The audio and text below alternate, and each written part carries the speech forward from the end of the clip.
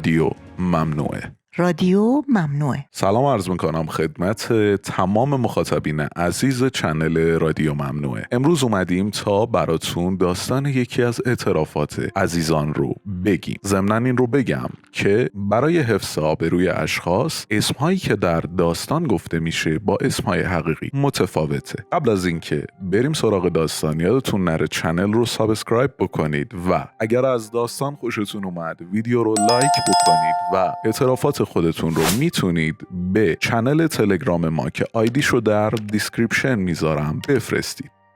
دخترک جوان با تلاطم‌های ذهنی و تپش قلبی که دیگر ناشی از نگرانی و اضطراب نبود، پله‌های ساختمان را با پاهای لرزان به سمت پایین طی می‌نمود. در حالی که با خستگی از پله‌ها پایین می‌آمد، گوشی تلفن همراهش را از داخل کفشش درآورد. با نگاه به صفحه گوشیش، بار دیگه تپش قلبش دوچندان شد. شماره‌ای که بر روی صفحه تلفنش نقش بسته بود، تلفن خونه‌شون بود. می‌دونست قطعاً مادرش درباره دلشوره و نگرانی او تماس گرفته. در طول مدت زمان رابطه به هیچ چیز فکر نکرده بود. گویی در یک خلأ زمانی و مکانی قرار گرفته بود. با دستانی لرزان و با حسی توأم از نگرانی تلفن خونه‌شون رو گرفت. پس از چند بوق تلفن برداشته شد. خواهرش بود، ملیکا دیگه حالا 13 ساله شده بود، درست مانند 7 سال قبل خودش. دلهره و نگرانی در دل دختر حالا دیگر رنگ و بوی شدیدتری به خودش گرفته بود. ارزشی که حالا بیشتر در گلوش نقش بسته بود، دلهره و دلاشوبی که هر لحظه بر شدت اون افزوده میشد، پاسخ خواهرش رو داد. الو، سلام ملی، خوبی؟ مامان کجاست؟ سلام آبجی، کجایی؟ ملی، ازت پرسیدم مامان کجاست. وقتی ازت سوال میپرسم خواهشاً جوابمو بده. خب حالا مامان رفته خونه محبوب خانم. اونجا واسه چی؟ راستش نفیسه دختر محبوب خانم اومد دنبال مامان، میگفت برای ماه دیگه واسه خواهرش مراسم عقد کنون دارن. میخوان مامان براشون لباس مجلسی بدوزه. خب چرا خودشون نیومدن خونه ما؟ چرا مامان باید بره اونجا؟ نمیدونم آبجی، تو که محبوب خانم و خانواده‌شو میشناسی، انگاری تو این محل از دماغ فیل افتادن. حتما کس شأنشون بود بیان خونه ما. وای چقدر از این خانواده پر افاده و پر فیس بدم میاد. وا ملی، این حرفا چیه؟ اولا خوب نیست که آدم پشت سر دیگران اینجوری حرف بزنه. درست نیست، چون تو به مدرسه با نفیسه سر شاگرد اول شدن رقابت داری. بخوای اینطوری ازشون متنفر باشی خیلی بد میشه. بعدم مگه من چند بار نگفتم مامان با اون حالش لازم نیست بره دیگه برای کسی خیاطی کنه؟ من خودمو دارم میکشم کار میکنم که مامان و شماها راحت باشی. آبجی به خدا میدونم تو خیلی داری برای ما زحمت میکشی. بهش گفتم بیای ببینی نیستش ناراحت میشی. گفت به خدا شرمندم، آبجی داره اینجوری زحمت میکشه واسه راحتی شما تو اون شرکت، از صبح تا غروب کار میکنه و من بخوام بشینم خونه کار نکنم. میرم تا نیومده میام، تو هم بهش چیزی نگو.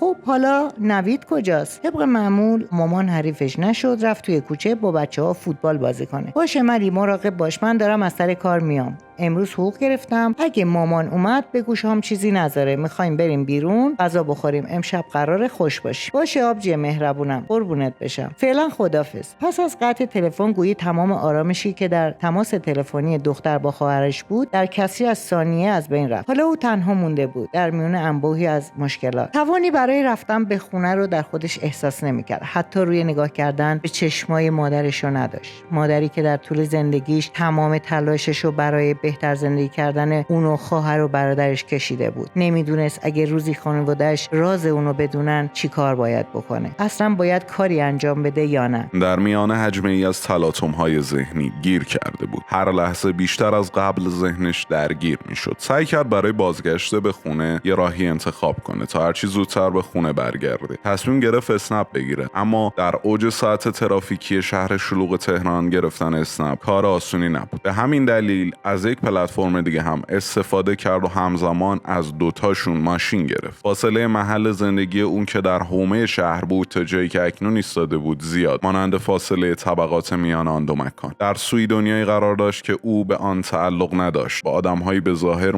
متجدد ولی در این حال خالی از احساسات انسانی، و در سوی دیگر دنیایی که هر روز برایش تیره‌تر میشد. نگاهی به صفحه گوشیش کرد. همزمان هر دو برنامه راننده‌ای رو برای مقصد نهایی لیلا انتخاب کرده بودن. هزینه هر دو سفر هم یکی بود. شاید قرار بود دورایی هایی که لیلا بین اون گیر میکنه از این هم بیشتر بشه. شاید قرار بود یک بار دیگه تضادهای ذهنی اون سبب بشه تا اضطراب و نگرانیش بیشتر بشه. هیچ ملاکی برای انتخاب یکی از این دو راننده نداشت. نمیدونست چجوری باید این تلاطم‌های فکریش رو از بین ببره. دلش فقط میخواست راهی پیدا بکنه تا به آرامش فکری برسه. بی اختیار تنها به عکس دو راننده نگاه کرد و گویی تنها راه نجاتش از این داستان این بود که از روی عکس تصمیم بگیره. با نگاه کردن به عکس راننده اسنپ پیرمردی حدوداً 50 ساله رو پیدا کرد. پیرمردی میان سال و جا افتاده که گویی موهای سفیدش نشان از تجربه بالاش توی زندگیش داشت. در مقابل در پلتفرم دیگه جوانی حدوداً 26 یا 27 ساله بود. در میان همه دل مشغولی‌هاش نهایتاً تصمیم خودش رو گرفت. سفری که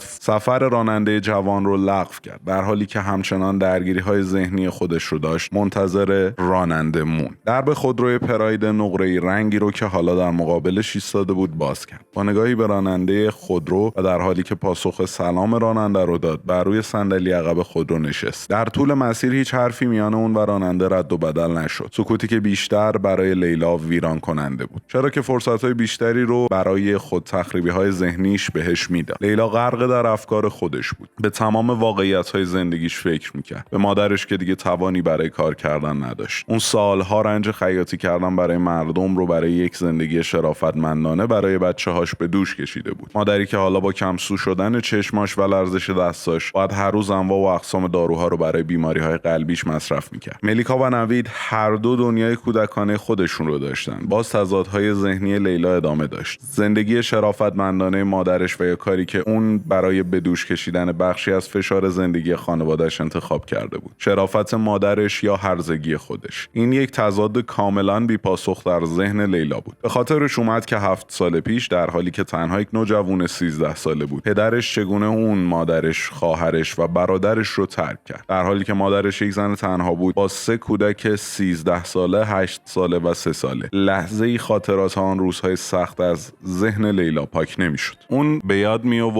می آورد که سمیه همون دختر 21 ساله‌ایه که با زیرکی تونسته بود دل پدرش رو به دست بیاره و سبب جدایی پدرش از خانواده‌اش بشه. لیلا تنها 13 سال داشت. به یاد آورد که اون شب آخر پدرش چگونه مادرش رو متقاعد به جدایی کرد، در حالی که خواهر و برادر کوچکترش در اتاق انتهایی خواب بودن. اون بی اون که پدر و مادرش متوجه حضورش بشن، تمام حرف‌های میان اون دو رو شنیده بود. اون شنیده بود که پدرش به مادرش میگفت عاطفه باور کن ما دیگه نمیتونیم کنار هم زندگی کنیم. ما دو نفر از اول برای هم ساخته نشده بودیم. هر دوی ما با یک اشتباه وارد این زندگی شدیم. اشتباهی که 14 ساله داریم انجامش میدیم. من دیگه توانی برای ادامه این کابوس ندارم. پس بهتره که دیگه تمومش کنیم و جدا بشیم. مادرش تنها گریه میکرد. با صدای ناله‌های خفیف طوری که بچه‌ها از خواب بیدار نشن به پدرش گفت سعید 14 سال فکر میکنی اشتباه بوده؟ من و تو حتی اگه از اول هم اشتباه کردیم. الان باید به خاطر بچه‌ها کنار هم بمونیم. لیلا و ملیکا و نوید گناه دارن. این خونه رو بهت میدم تا برای همیشه اینجا زندگی کنی. بچه‌ها هم برای تو. من چیزی از تو نمیخوام. این به صلاح همه ماست. مادرش که حالا بیشتر از قبل مستعسل شده بود رو به پدرش گفت تو میفهمی چی میگی؟ اینقدر بچه‌هات برات بی اهمیت شدن. من میدونم اون دختره عوضی سمیه زیر پات نشسته تا امشب بیا اینا رو به من بگی. پدرش حالا با شنیدن اسم سمیه و بی احترامی که از سوی مادر لیلا به معشوقش شده بود عصبانی شده بود و سیلی محکمی به صورت همسرش زد. لیلا نمیتونست دیگه تحمل کنه. نمیتونست مظلومیت مادرش در برابر پدر ظالمی که دیگه هیچ حسی به اونها نداشت و ببینه. دلش میخواست وارد اتاق اونها شه و در مقابل پدری که حالا بیشتر شبیه حاکمان ستمگری که پیشتر در کتابهایشون رو خونده بود بایسته. اما به خوبی میدانست که دخالت او نه تنها پدرش رو منصرف نمیکنه بلکه سبب خشم شدیدتر اون خواهد شد. سکوت لیلا در برابر ظلم پدر و درماندگی برای نجات مادر تنها راهی بود که لیلا اون شب انتخاب کرده بود. بی اختیار اشک از گوشه چشماش جاری شده بود. نمیدونست چگونه باید در سکوت گریه کنه. دلش نمیخواست که راننده از این حال ناخوش اون خبردار بشه. دستمال کاغذی داخل کیفش رو برداشت و قطرات اشک چشمانش رو که حالا بر روی گونه‌هاش جاری شده بود پاک کرد. نگاهش به بسته پولی افتاد که ساعتی قبل از مرد میان سال دیگه‌ای که با اون رابطه داشت گرفته بود. مردی حدوداً 48 ساله. نامش هدایت بود. به خاطر نداشت چگونه با هدایت آشنا شده بود. اما یک چیزو میدونست. اون اولین نفری نبود که در رابطه با اون بوده و شاید آخرین نفر هم نباشه. هدایت براش تداعی کننده همون پدر بیرحمش بود. مردی که در سن 42 سالگی با وجود همسر و 3 فرزندش با یک دختر 21 ساله به نام سمیه رابطه جنسی داشت و نهایتا خانواده‌اش رو به خاطر معشوقش ترک کرد. لیلا دیگه نمیتونست به راحتی نفس بکشه. شیشه پنجره عقب ماشین رو پایین کشید تا بتونه اندکی راحت‌تر نفس بکشه، اما تپش قلب او همراه با سردرگمی‌هاش اون رو به شدت آزار میداد. با خودش فکر میکرد که چرا باید اون شبیه سمیه شده باشه. سمیه برای اون تداعی کننده چه چیزی بود؟ دختر 21 ساله‌ای که پدرش رو از او گرفته بود. و حالا لیلا همون دختر 20 ساله‌ای که قرار بود هدایت رو از همسر و فرزندانش بگیره. ذهنش به شدت درگیر بود. به یادآور لحظاتی که در اون ساختمان منحوس همراه با هدایت سپری کرده بود. ساختمان شماره 13. آیا واقعا عدد 13 براش نحس بود؟ براش دیگه هیچ چیز مهم نبود. حتی مادر، خواهر و برادرش دیگه براش مهم نبود. دیگه براش مهم نبود که راننده متوجه گریه‌های اون بشه یا نه. براش مهم نبود که تا قبل از امروز چندمین بار در آغوش مردها آروم گرفته. حالا دیگه هیچ چیز برای لیلا اهمیت نداشت. حتی اون بسته پولی که به خاطر رابطه 2 ساعته با هدایت به عنوان دستمزدش از اون گرفته بود. سورپرایز ملیکا و نوید براش رنگ خاکستری گرفته بود. تنها چیزی که برای لیلا در اون لحظات اهمیت داشت همسر و فرزندان هدایت بودن. دیگه نمیخواست در درون خودش یه سمیه باشه. برای اون سمیه شدن یک تابو بود، تابویی که تا قبل از اینکه با هدایت تو اون ساختمون باشه هیچ اهمیتی نداشت. به یاد می آورد که هدایت در طول رابطه با اون بارها به جای اسمش واژه هرزه رو به کار برده بود، همون واژه‌ای که اون 7 سال قبل زمانی که پدرش اون و خانواده‌اش رو به خاطر سمیه ترک کرده بود بارها و بارها در خلوتش تکرار کرده بود. حالا اون نیز یک سمیه شده بود، شاید هم به مراتب بدتر از سمیه. لیلا نمیتونست هرزگی خودش رو فراموش کنه. هنگام پیاده شدن از خودرو پیرمرد برای اولین بار لب به سخن گشود و با لفظ کاملا پدرانه رو به لیلا گفت: دخترم، شرمنده که اینو بهت میگم. در طول مسیر متوجه حال ناخوش احوالت شدم. اگر کمکی از دستم برمیاد بهم بگو. لحن پدرانه و دلسوزانه پیرمرد برای چند لحظه لیلا رو از این دنیا خارج کرد. شاید لیلا در اون لحظه بیشتر از هر چیزی به آغوش مهربانانه پدری نیاز داشت تا در اون لحظاتی رو آروم بگیره و گریه کنه. اما با این حال لحظه دیگری به خودش یادآوری کرد که از آغوش همه مردان متنفره. رو به راننده کرد و تنها یک جمله رو گفت: کرایتون آنلاین پرداخت شد. و از خودرو خارج شد. جنگ باشد، قحطی باشد، قهوه‌ام تلخ باشد، سرد باشد، چه اهمیتی دارد؟ تو که باشی همه چیز خوب است. تا داستان بعدی همراه رادیو ممنوع مثل همیشه. بمونید.